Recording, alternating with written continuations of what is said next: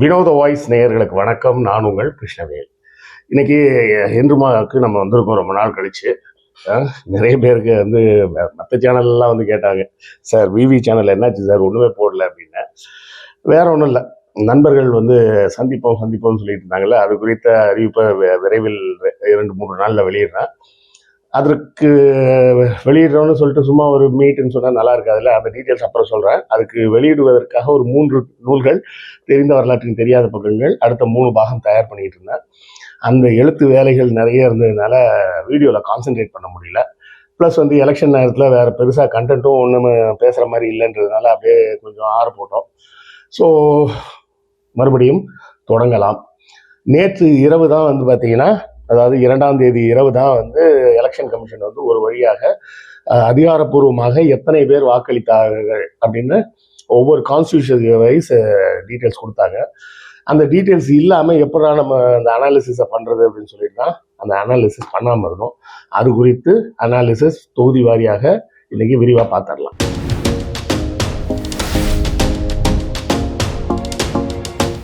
Sir, அதுதான் daily அங்கங்கே ஒரு ஒப்பீனியன் போல் வருது, ஒரு எக்ஸிட் போல் வருது, சர்வே ரிப்போர்ட் வருது, அப்படி இப்படின்லாம் வருதுன்னு சொல்கிறாங்களே சார், உங்களுக்கும் அவங்களுக்கும் என்ன வித்தியாசம் அப்படின்னு நீங்கள் கேட்கலாம். நான் களத்துக்கு போய் யாரையும் சந்திக்கவில்லை. நான் இத்தனை ஆயிரம் பேரை பார்த்தேன், எங்கள் ஆளுங்க போய் இத்தனை ஆயிரம் பேரை என்ன சந்திச்சாங்க அப்படின்னா நான் சொல்லலை. ஏன் அப்படி சொல்லலைன்னா, அந்த டேட்டா மீது எனக்கு நம்பிக்கை கிடையாது. ஏன்னா ஒரு 500 பேர் 1000 பேர் வச்சா கூட, 1000 பேர் சாம்பிள் இல்லை 10,000 பேரோட சாம்பிள்னு வச்சா கூட அது எப்படி ஒரு 6 கோடி பேரோட முடிவுகளை தீர்மானிக்க முடியும்? ப்ராக்டிக்கலாக முடியாது. ஒரு உதாரணத்துக்கு ஒன்று சொல்கிறேங்க இல்லைங்க. இப்போ ஒரு சாலை இருக்குது, அந்த சாலையோட முனையில் நம்ம நிற்கிறோம். ஒரு சுமார் சாயந்தரம் ஒரு 4 மணிக்கிட்ட இருக்குன்னு வச்சிங்களேன். நின்றுட்டு நானும் நீங்களும் பேசுகிறோம். சார் ஒரு பந்தயம் வச்சுக்கலாம். அடுத்த 10 நிமிஷத்தில் இந்த பகுதியை கடந்து செல்பவர்களில் ஒரு 20 பேர் எடுத்துப்போம். அதில் குறைஞ்சது ஒரு 10 ஆண்கள் இருப்பாங்க, ஒரு 10 பெண்கள் இருப்பாங்க அப்படின்னு ஒரு பந்தயம் வச்சுக்கலான்னு வச்சோன்னு வச்சிங்களேன். அது நடக்குமானா நடக்க வாய்ப்பு இருக்குது. அதே நேரத்தில் அந்த சாலைக்கு பக்கத்தில் இருக்கிற தெருவோட முனையில் ஒரு பள்ளிக்கூடம் இருந்து 4 மணிக்கு ஸ்கூல் விட்டாங்கன்னு வச்சுங்க, வர்றது பூரா குழந்தைங்க தான் வருவாங்க. ஆண் பெண்ணே இருக்காது, எல்லாம் குழந்தைகள். அடல்ட்டான ஆண்களோ பெண்களோ வரப்போகிறது இல்லை. ஸோ இது எல்லாமே ப்ராபபிலிட்டியை பேஸ் பண்ண ஒரு விஷயம். அந்த survey, opinion poll, exit poll எல்லாமே. எக்ஸிட் போல் வர உடனே தானே சார் கேட்குறாங்க. உடனே கேட்டாலும் அவன் கரெக்டாக உண்மையை சொன்னானா இல்லையா நமக்கு எப்படி தெரியும்? ஸோ அதை வச்சு நம்ம ஒரு முடிவுக்கு வர முடியாது. அதனால தான் பெரும்பாலான சர்வேக்கள், இந்த எக்ஸிட் போல்கள் எல்லாமே தவறாக போகுது. அதை எடுப்பதற்கு ரொம்ப சிரமம். அது அந்த சாம்பிள் சைஸ்லேருந்து எல்லாமே. ஸோ அதுக்குள்ளே போகாமல் வெறும் டேட்டா செட், அதாவது எந்தெந்த தொகுதிகளில் எவ்வளோ வாக்காளர்கள் இருக்காங்க, அந்த வாக்காளர்களில் எத்தனை பேர் வாக்கு அளித்தார்கள், அதோட பர்சன்டேஜ் என்ன, இப்போ இருக்கக்கூடிய கரண்ட் ட்ரெண்ட் என்ன, அந்த தொகுதியில் இருக்கக்கூடிய நிறுத்தப்பட்ட ஒவ்வொரு கட்சியின் எம்எல்ஏக்களை அந்த கேண்டிடேட்டோட தன்மை என்ன, இது எல்லாத்தையும் வச்சு அனலைஸ் பண்ணி 234 தொகுதிக்கும் டீட்டெயில் எடுத்துருக்கிறோம். இதுக்கு கேம் தியரின்னு ஒரு தியரி இருக்குது. அதை பயன்படுத்தி தான் நம்ம இந்த வேலையை செய்கிறோம். கேம் தியரின்றது வேற ஒன்றும் கிடையாது. என்னென்னா, பீச் பார்த்தீங்கன்னா அவ்வளோ பெரிய பீச் காலியாக இருக்கும், ஆனால் எல்லாரும் ஒரே ஒரு இடத்துல தான் கடை போட்டிருப்பாங்க. அந்த கடையும் பார்த்தீங்கன்னா ஒரு ஐஸ்கிரீம் கடை இருக்குன்னா அது பக்கத்தில் இன்னொரு ஐஸ்கிரீம் கடை இருக்காது, 4 கடை தள்ளி போடுவாங்க. இப்படி தேர்தலும் அது போல தான். ஒரு கட்சி என்ன மூவ் பண்ணிச்சோ அதை பேஸ் பண்ணி மற்ற கட்சிகள்லாம் மூவ் பண்ணும். ஸோ இப்படியெல்லாம் பல விஷயங்கள் உள்ள இன்வால்வ் இருக்கிறதுனால இது எல்லாத்தையுமே ஸ்டாட்டிஸ்டிக்கலாக, ஏன்னா ஸ்டாட்டிஸ்டிக்ஸ் நான் படிச்சிருக்கேன், அதனால தான் ஸ்டாட்டிஸ்டிக்ஸை வச்சு இந்த 234 தொகுதியிலும் எந்தெந்த தொகுதியில் எந்த கட்சி எத்தனை சதவீத வாக்குகள் பெறும், என்ன வித்தியாசத்தில் வெற்றி பெறும் அப்படின்னு முதல்ல உங்களுக்கு வரிசையாக சொல்லிட்டே வரேன். அதுக்கு அடுத்தால அதோட ஃபைனல் அனாலிசிஸ் என்னவாக இருக்க முடியும், இறுதியில் யார் எவ்வளவு வெற்றி பெறுவார்கள் அப்படின்ற ஒரு கணக்குக்கு நாம் வரலாம். இப்போ போய் பார்க்கலாமா? இதுக்கு நான் என்ன பண்ணியிருக்கேன்னா, இவங்க சொல்கிற மாதிரிலாம் கிடையாது. 4 முனை போட்டி, 5 முனை போட்டியெல்லாம் நான் கணக்கெலாம் எடுக்கல. மொத்தமே 3 தான். ஒன்று திமுக, இன்னொன்று அதிமுக, இன்னொன்று மற்றவர்கள். என்ன சார், விஜய்க்கு எல்லாரும் 17, 10, 20, 25லாம் சொல்கிறாங்கன்னா, அது சும்மா அவங்க வாய்க்கு சொல்லிட்டு இருப்பாங்க. ஒரு பையன் பாருங்க எவ்வளோ பர்சனாலிட்டியாக இருக்காங்க, எல்லாம் 90 மார்க் வாங்கக்கூடிய பையனாக இருப்பான்னு நீங்கள் சொல்லுவீங்களா? படித்தாதான் மார்க் வாங்க முடியும். விஜய் படிக்கவே இல்லை. இந்த தேர்தலுக்காக உண்டான வேலைகள் எதுவுமே செய்யலை. எடப்பாடியார் செஞ்ச அளவுக்கு கூட வேற யாரும் மற்ற கட்சிக்காரங்க யாருமே வேலை செய்யலை. திமுகவில் வேலை செஞ்சாங்க, அதிமுகவில் வேலை செஞ்சாங்க, அவ்வளோதான். மற்ற எந்த கட்சியும் எலெக்ஷனை சீரியஸாலாம் எடுத்து வேலை செய்யலைன்றது தான் நிதர்சனமான ஒரு உண்மை.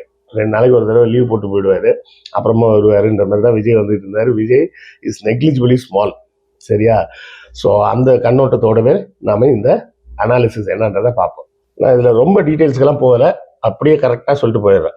கும்மிடிப்பூண்டி போன முறை திமுக, இந்த முறை திமுக 50% வாக்குகள் வாங்கும், மார்ஜின் 4% ஜெயிப்பாங்க. பொன்னேரி திமுக போன தடவையும் இருந்தாங்க, இந்த முறை 51%, 6% வாக்கு வித்தியாசத்தில் ஜெயிப்பாங்க. திருத்தணி போன முறையும் திமுக 50% இந்த முறை வாங்குவாங்க, 4% வித்தியாசம் இருக்கும். திருவள்ளூர் திமுக ஜெயிச்சிருந்தது, இந்த முறையும் திமுக தான் ஜெயிக்கும், 51%, 6% வாக்குகள். பூந்தமல்லி திமுக 50% வாக்குகள் வாங்கி 4% வித்தியாசத்தில் ஜெயிக்கும். ஆவடி 52% வாங்கி 8% வித்தியாசத்தில் ஜெயிக்கும். மதுரவாயில் திமுக 51% வாங்கி 6% வித்தியாசத்தில் ஜெயிக்கும். அம்பத்தூர் திமுக 52%, 8% வாக்கு வித்தியாசத்தில் ஜெயிக்கும். மாதவரம் 53% வாக்குகள் வாங்கி 10% வாக்கு வித்தியாசத்தில் ஜெயிக்கும். திருவொற்றியூர் இங்கே 51% வாங்கி 6% வாக்கு வித்தியாசத்தில் ஜெயிப்பாங்க. இது என்ன ஒரு ஆர்டரே இல்லாமல் இருக்கு சார் அப்படின்றீங்களா? இந்த ஆர்டர் வேற ஒரு ஆர்டர் இல்லை. இந்த எலெக்ஷன் கமிஷன் வெளியிட்ட எந்தெந்த தொகுதிகளில் எத்தனை சதவீதம் பேர் வாக்களிச்சாங்கன்னு ஒரு லிஸ்ட் கொடுத்தாங்கல்ல, அந்த ஆர்டர்லயே நான் இதை கம்பைல் பண்ணியிருக்கேன். அடுத்தால டாக்டர் ராதாகிருஷ்ணன் நகர், ஆர்கே நகர் தொகுதியில் திமுக 48% வாக்கு வாங்க வழி இருக்கு. அதே நேரத்தில் அதிமுகவும் 46% வாங்க வழி இருக்கு. இந்த இடத்தில் திமுக வெல்லலாம், வெல்லாமலும் போகலாம். 2% வாக்கு தான் வித்தியாசம் கணக்கில் வருது. பெரம்பூர் 54% திமுக வாங்கும், அதுவும் 12% வாக்கு வித்தியாசத்தில் வெற்றி பெறும். என்ன சார் இப்படி 12%ன்றீங்க? அங்கதானே விஜய் நிற்கிறாருன்னு. விஜய் அங்கே முதல்ல அவருடைய முதல்ல 2% வாங்குறாரா பார்ப்போம். அடுத்தால கொளத்தூர் தொகுதியில் 60% வாக்குகள் கிடைக்கும். 24% வாக்கு வித்தியாசத்தில் முதலமைச்சர் ஸ்டாலின் ஜெயிப்பார். வில்லிவாக்கம் தொகுதி 54%, 12% வாக்கு வித்தியாசத்தில் ஜெயிப்பாங்க. திருவிக நகர் 53%, 10% வாக்கு வித்தியாசத்தில் ஜெயிப்பாங்க. எக்மோர் திமுக 52% வாங்கி 8% வாக்கு வித்தியாசத்தில் ஜெயிப்பாங்க. ராயபுரம் திமுக 53% வாங்கி 10% வித்தியாசத்தில் ஜெயிப்பாங்க. ஹார்பர் 55%, 14% முன்னிலை. சேப்பாக்கம் 61% வாங்குவாரு உதயநிதி, 26% முன்னணியில இருப்பாரு. 1000 விளக்கு 52%, 8% வாக்கு வித்தியாசத்தில் வெற்றி பெறுவார். அண்ணா நகர் திமுக 52%, 8% முன்னணி. விருகம்பாக்கம் திமுக 51%, 6% முன்னணி. சைதாப்பேட்டை 52% வாங்கி 8% முன்னணி. டி நகர் 50% வாங்குவாங்க, 4% முன்னணி. மயிலாப்பூர் 50%, 4% முன்னணி. வேளச்சேரி 50, 4% முன்னணி. சோழிங்கநல்லூர் 49% வாங்குவாங்க, 2% தான் முன்னணியில் இருக்கும். சோளிங்கர் திமுகவுக்கு கிடைக்கிறதுக்கு வாய்ப்பு கொஞ்சம் கம்மி. ஆலந்தூர் 51%, இதுலேயும் 6% முன்னணியில் இருப்பாங்க. ஸ்ரீபெரும்புதூர் 50%, 4% முன்னணி. பல்லாவரம் திமுக தான் 51%, 6% முன்னணி. என்ன சார் ஏடிஎம்கே பேரே வரலன்னா வந்தா வாசிக்க போறேன். சரியா, இது எல்லாமே கணக்கு போட்டாச்சு, எக்ஸல் ஷீட்ல போட்டாச்சு. தாம்பரம் 51%, 6% முன்னணி. செங்கல்பட்டு 50%, 4% முன்னணி. திருப்போரூர் 50%, 4% முன்னணி. செய்யூர் 51%, 6% முன்னணி. மதுராந்தகம் 51%, 6% முன்னணி. உத்தரமேரூர் 50%, 4% முன்னணி. காஞ்சிபுரம் 51%, 6% முன்னணி. அரக்கோணம் 47%, அதாவது ஏடிஎம்கே 47% வாங்கி முன்னணியில் இருக்கும். 49% வாங்கி ஏடிஎம்கே முன்னணி.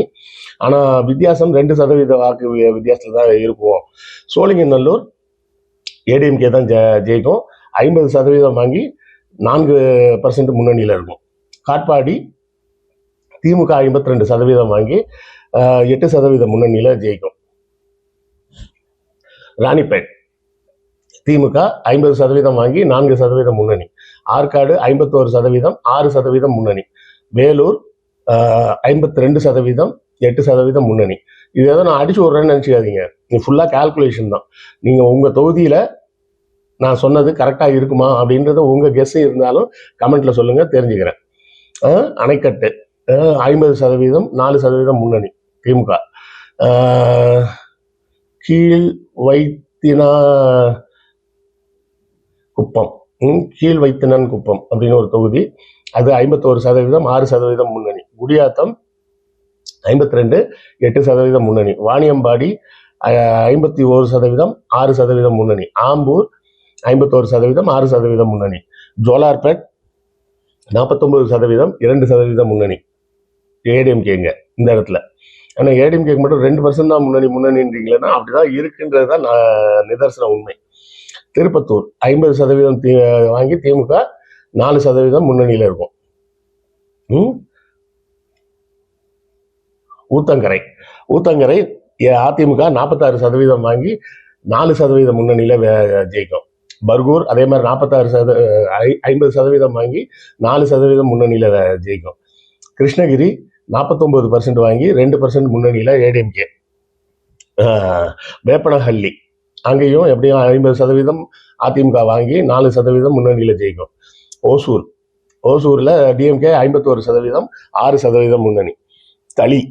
தளியில் ஏடிஎம்கே 50% வாங்கி 4% முன்னணியில் இருக்கும். பாலக்கோடு அங்கேயும் 50% வாங்கி 4% முன்னணியில் இருக்கும் ஏடிஎம்கே.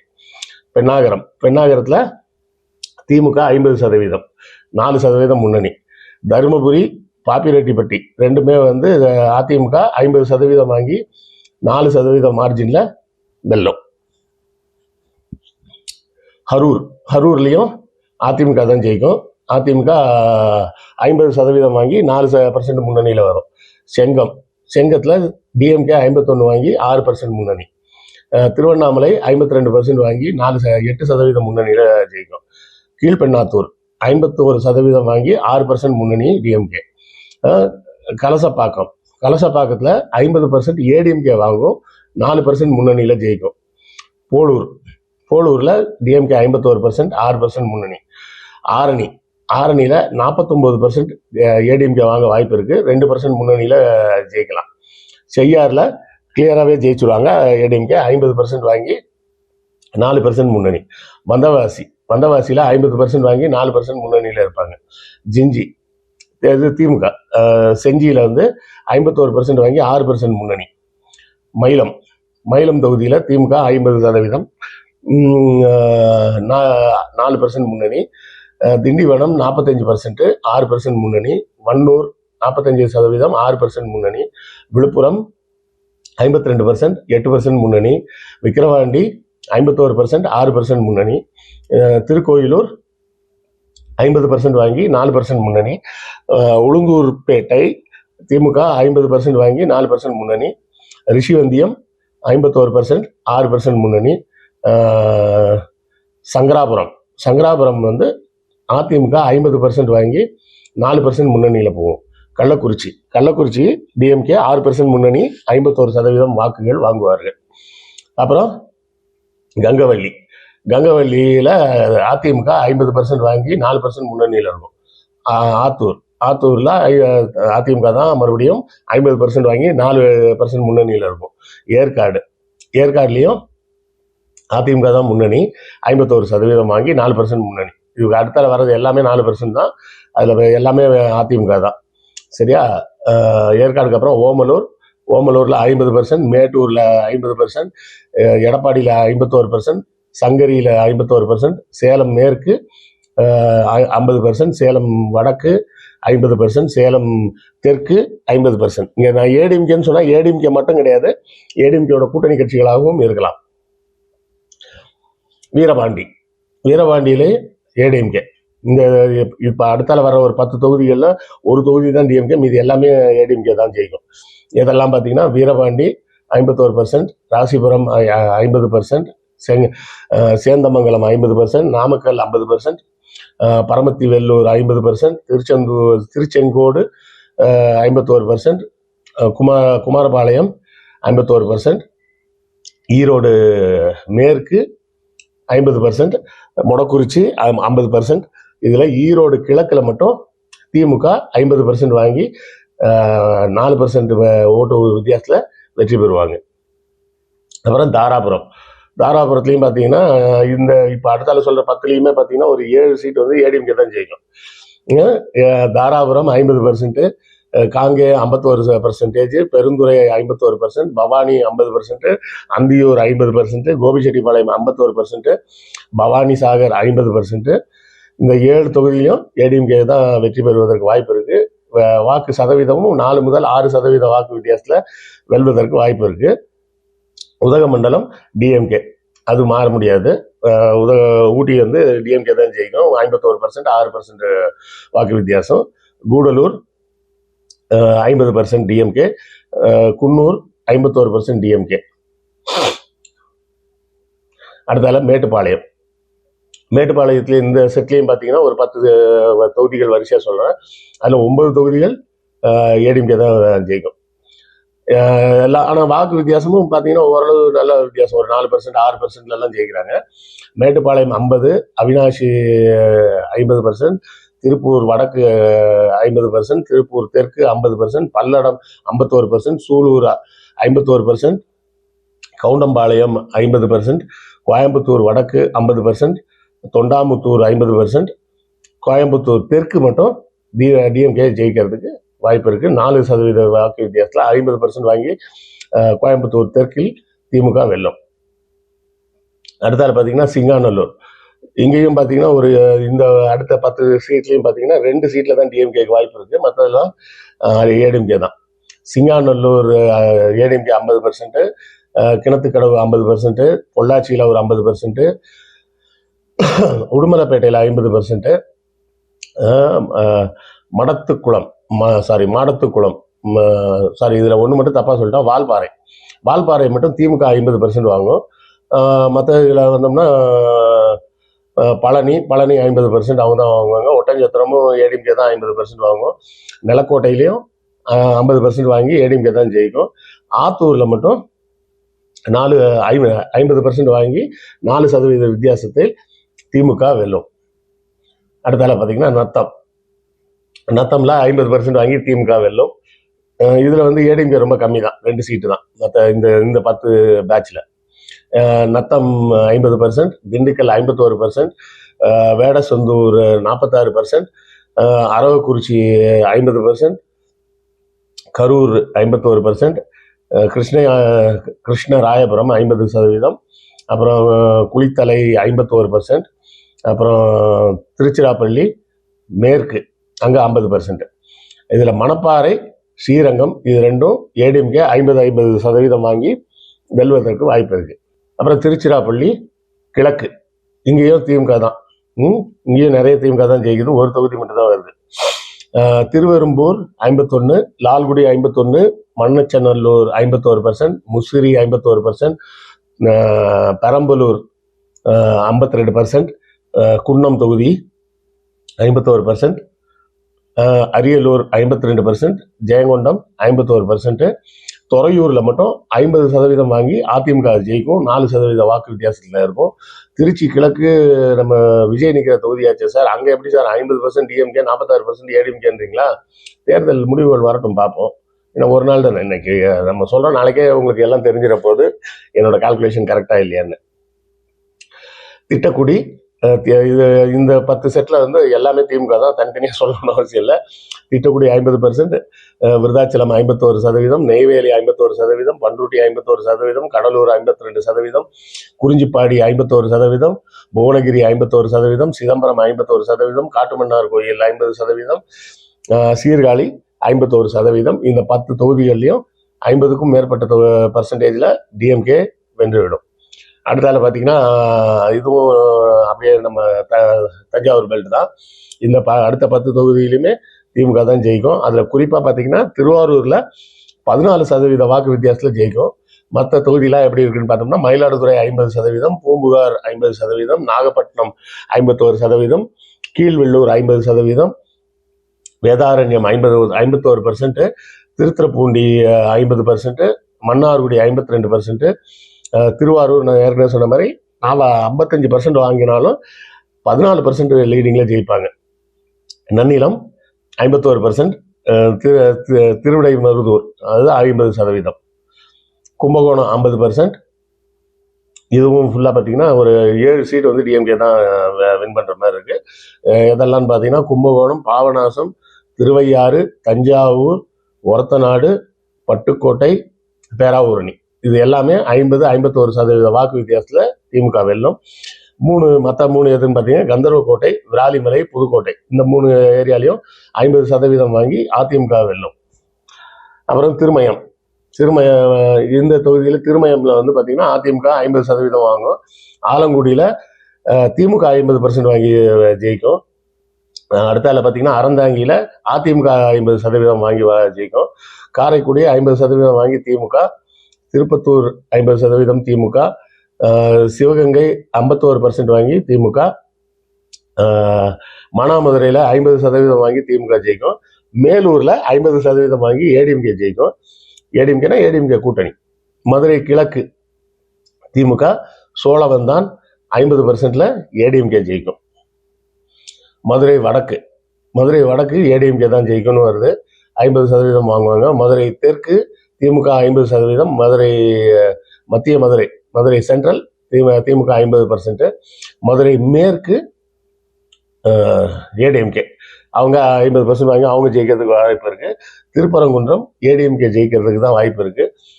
திருமங்கலம், ஆனால் திருப்பரங்குன்றம் வந்து வாக்கு வித்தியாசம் கொஞ்சம் பர்சன்டேஜ் கம்மியாக இருக்கும். அவங்க 50% வாங்கினாலும் திமுக சைடில் 48% கூட வாங்குறதுக்கு வாய்ப்பு இருக்கு திருமங்கலத்தில். அடுத்த திருமங்கலத்துக்கு அப்போ திருப்பரங்குன்றம், திருமங்கலம், உசிலம்பட்டி, இந்த 3 உசிலம்பட்டி, ஆண்டிப்பட்டி, அப்புறம் பெரியகுளம், இந்த 5 தொகுதியுமே வந்து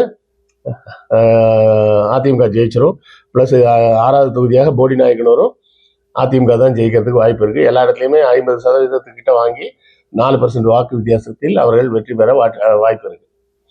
அடுத்தால பார்த்தீங்கன்னா கம்பம் தொகுதியில் 50% வாங்கி ஏடிஎம்கே ஜெயிக்க வாய்ப்பு இருக்கு. ராஜபாளையம் 50% ஏடிஎம்கே, சிறுவில்லிபுத்தூர்லையும் ஏடிஎம்கே, சாத்தூர்லையும் ஏடிஎம்கே, சிவகாசிலையும் ஏடிஎம்கே, விருதுநகர்ல டிஎம்கே 50% வாங்கி ஜெயிப்பாங்க.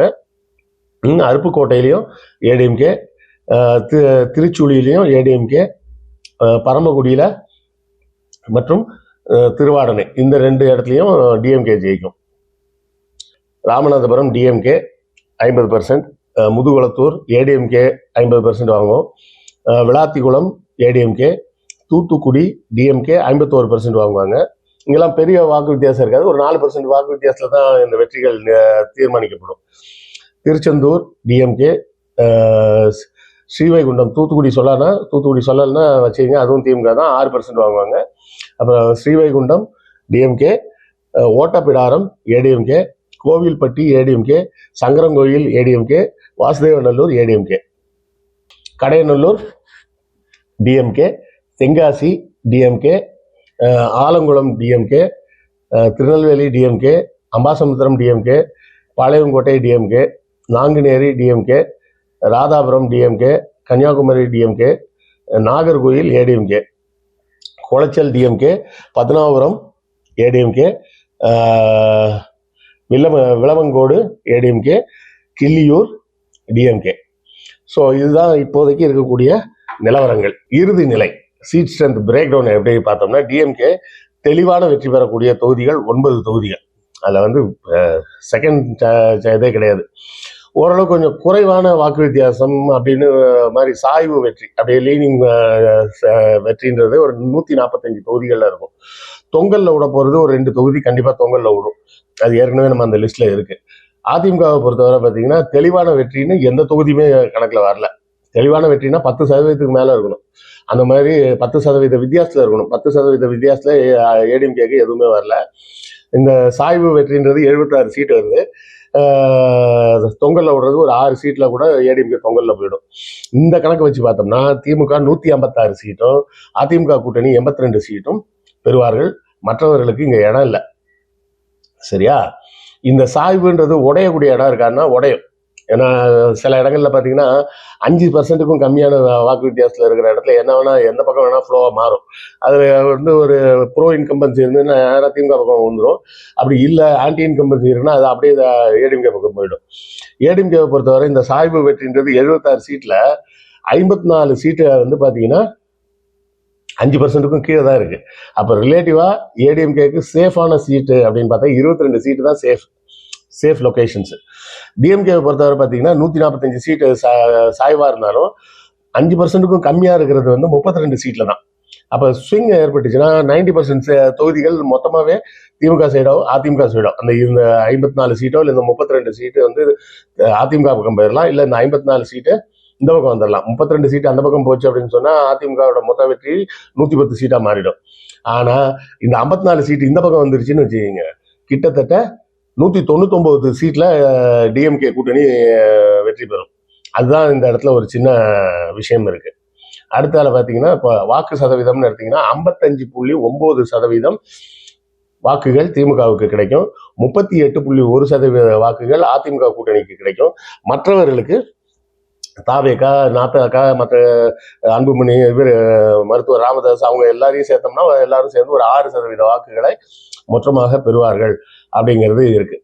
டாப் நெருக்கமான தொகுதிகள், நெக் டு நெக் ஃபைட் நடக்கக்கூடிய தொகுதிகள்னு எடுக்கிறது இந்த ஒரு 9 தொகுதிகளில் வந்து ஃபைட் வந்து கடைசி நிமிஷம் வரை நெக் டு நெக் நடக்கும். அது வந்து நடக்குதான்றதை நாளைக்கு பார்த்துருவோம். டாக்டர் ராதாகிருஷ்ணன் நகர், சோழிங்கநல்லூர், அரக்கோணம், ஜோலார்பேட்டை, கிருஷ்ணகிரி, தருமபுரி, ஆரணி, நாகர்கோயில், பத்மநாபபுரம் இந்த தொகுதிகள்லாம் நெக் டு நெக் ஃபைட் இருக்கும். ஸோ இந்த கணக்கீடு வந்து நான் முழுமையாக என்ன சொல்றது, நேர்மையான கணக்கீடு, ஒரு விஞ்ஞானபூர்வமான கணக்கீடு. இந்த தொகுதியில இவர் ஒரு ஸ்டார் கேண்டிடேட் இருக்காருன்னா அந்த ஸ்டார் கேண்டிடேட்டுக்குன்னு ஒரு வேல்யூ இருக்கும், அவருக்கு ஒரு அட்ராக்ஷன் இருக்கும். அந்த மாதிரி பார்க்கும்போது இருக்கிறதுலேயே அதிக வாக்கு வித்தியாசத்தில் வெற்றி பெறப்போவது உதயநிதி ஸ்டாலின் தான். ஈவன் முதலமைச்சர் ஸ்டாலினுக்கே இந்த கணக்குப்படி பார்த்தீங்கன்னா அவர் 11% வாக்கு வித்தியாசத்தில் ஜெயிப்பார்னு வருது. இருப்பதிலே அதிகமான வாக்கு வித்தியாசத்தில் ஜெயிக்கக்கூடிய நபராக உதயநிதி ஸ்டாலின் தான் 16% நினைக்கிறேன். Memory is not wrong. 16% 14% அவர் வந்து அதிகமாக வாங்கி வெற்றி பெறக்கூடியவராக இருக்கிறார் அப்படின்றத பார்க்குறோம். விஜயோட கட்சியெல்லாம் வந்து பெரிய இம்பாக்ட்லாம் ஒன்றுமே இருக்காது.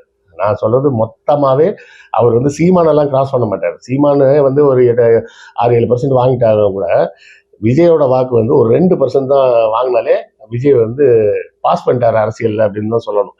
இவர்கள் பூரா ஹைப் ஏற்றுறதுக்காக, அது ஹைப்புன்னு சொல்றதை விட என்னன்னா திமுக எதிர்ப்பு மனநிலையில இருந்து பேசுறாங்க. நான் இப்போ வந்து திமுக ஆதரவு மனநிலையில இருந்தாலும் நேர்மையா என் கால்குலேஷன் படி பார்த்தா 76 சீட்டு நேரம் ஏடிஎம்கேக்கு தான் வரும்னு தான் காமிக்கிறேன். பர்சன்டேஜ் 5% கீழே இருக்குது. மற்றபடி ஒரு 76 சீட்டு இடங்கள்ல அதிமுக கூட்டணி வெற்றி பெற வாய்ப்பு இருக்குன்றத நேர்மையா நான் சொல்றேன். ஆனா அந்த இடத்துல அந்த 5%க்கும் கீழே இருக்கிற தொகுதிகள் கிட்டத்தட்ட 50 தொகுதிகளுக்கு மேல இருக்கு. அதனாலதான் அந்த 50 தொகுதிகள் இந்த பக்கம் வந்துட வாய்ப்பு இருக்கு. அப்படி வந்துருச்சு அப்படின்னு சொன்னா திமுகவினர் சொன்ன மாதிரி அந்த 200 இடங்களை நோக்கி அவங்க நகர்றதுக்கு வாய்ப்பு இருக்கிறது. அந்த வாய்ப்பு இந்த கால்குலேஷனை மாற்றணும்னா ஃபீல்டில் திமுக காரர்கள் எப்படி வேலை செஞ்சாங்கன்றதை பொறுத்து அந்த 54 சீட்டுகள் அங்கேருந்து ஏடிஎம்கே சைட்லேருந்து இந்த பக்கம் வர வாய்ப்பு இருக்கு.